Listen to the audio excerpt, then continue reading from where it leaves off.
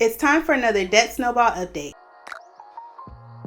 Hi, and welcome back. I'm Kamika, and this is Well Balanced Wallet, where I help you create healthy money habits and live a life that you love on your current budget. Today, we're going to take a look at the June Debt Snowball, and this month was pretty interesting, so you'll want to stick around for this one. First up is the budget. This month, we spent $358 on groceries and $205 on eating out. We usually try to keep our grocery budget under $330 and our restaurant budget under $150, but this month, due to poor planning, we were over budget in those two categories. I moved money from our spur of the moment and our miscellaneous categories to cover our overspending for groceries and restaurants. In June, my husband and I also bought new to us phones. So we purchased our phones outright from the Sprint store in 2018, and we had the iPhone 8 Plus.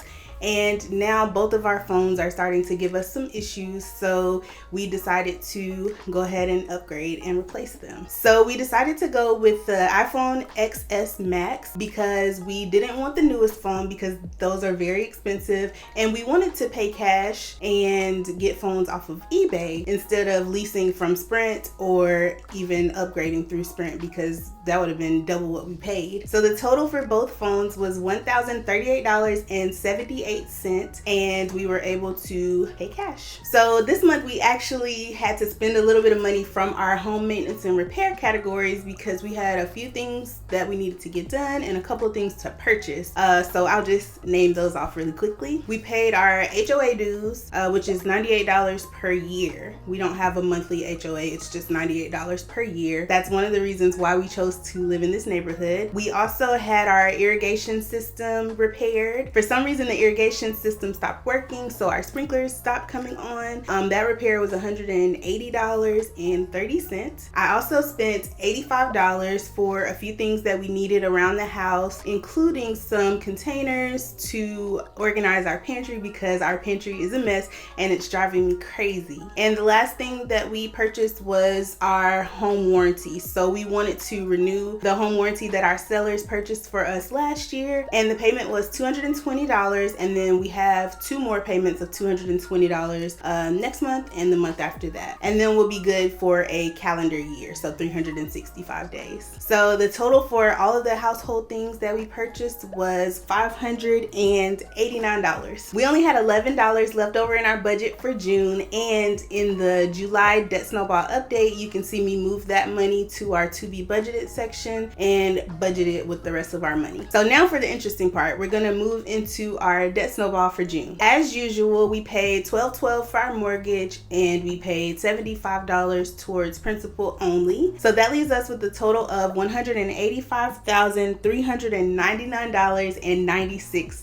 And so far, we have shaved 4 payments off of the end of our loan by just paying $75 extra towards principal every month. In June, we were able to add $164.01 to our Debt Snowball category, but of course, that's not the interesting part. So if you remember last month, I talked about how we had to take on new debt. Now for the disappointing part. We ended up taking on new debt in May, and it sucks, but we feel like that was the best decision for us at that time. And the total was $1,342.02, and that was for medical expenses for my husband, some testing that he had to get done. I also mentioned in that video that I made an extra payment of $300 towards the card at the end of May out of our medical expenses category so that the balance just wouldn't be so high. Well, one day at the beginning of June, I went outside to check the mail, and I noticed that we had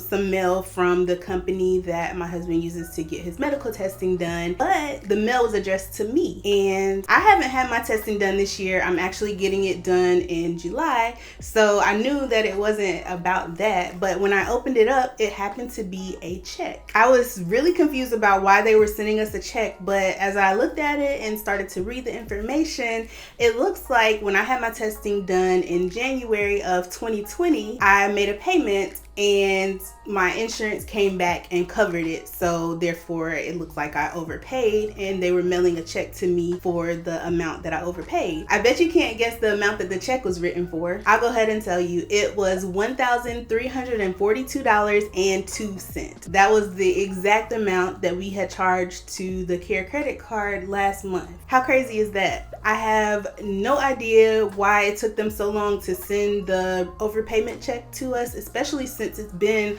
almost a year and a half since I made that payment to them, but it came right on time. So as soon as I deposited the check, I went and paid off the Care credit card, and I also put the $300 back into our medical expenses category in our budget. So that's not where this crazy story ends. If you remember, when I started these debt snowball updates last year, almost exactly a year ago, I mentioned that my husband had a bunch of debt that was in collections, and the total was $6,741. Well, we pulled my husband's credit report because we are still working on paying down those things, and we noticed that one of the bills got dropped off, and that bill was worth $692.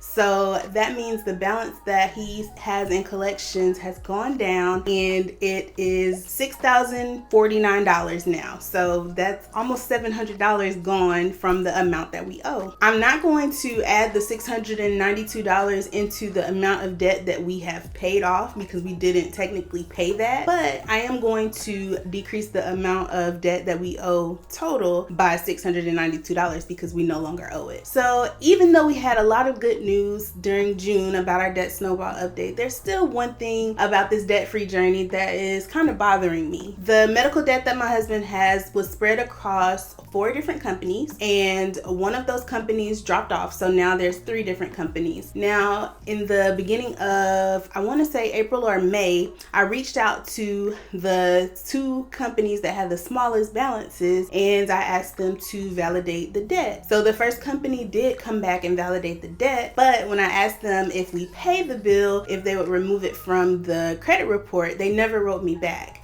The second company never wrote me back at all, not even to validate the debt. So I'm sort of at a loss for what to do next. I don't want to keep chasing down these companies because it just feels crazy for me to have to chase after somebody to pay them what we owe them. But also, I don't want to just pay towards this debt and we're not guaranteed to have it removed from the credit report, because if that's the case, we can just wait until it falls off the credit report in a few years. So I'm not sure what to do. I don't know if I should try to reach out to these 2 companies one more time, or if I should just keep saving the money, and if they respond before the debt falls off of the credit reports, then I can pay them, or if I should just put in my mind to wait until it falls off the credit report. I'm at a loss. I don't know what to do. So right now we're going to continue to save the money in our debt snowball category and see what happens, but I would much rather be putting the money that we're saving towards paying off our mortgage. So if you have any advice or experience with this type of thing, leave it below in the comments, because I'm interested to know what other people think or what other people have done. This video is getting pretty long, so I won't go through each of our savings goals individually like I usually do, but I will put a running total here. And this is the amount of debt that we've paid off so far in 2021. So that is it for the June debt snowball update. A lot of good things happened for us during the month of June, and I'm really excited to start seeing this balance of our debt go down. And who knows what July has in store for us. So now I want to hear from you. Let me know how your debt snowball journey is going, and let me know if anything interesting happened in the month of June. That's all for this video. Be sure to give it a like, subscribe, and click the link on your screen right now for more Well Balanced Wallet content. See you there.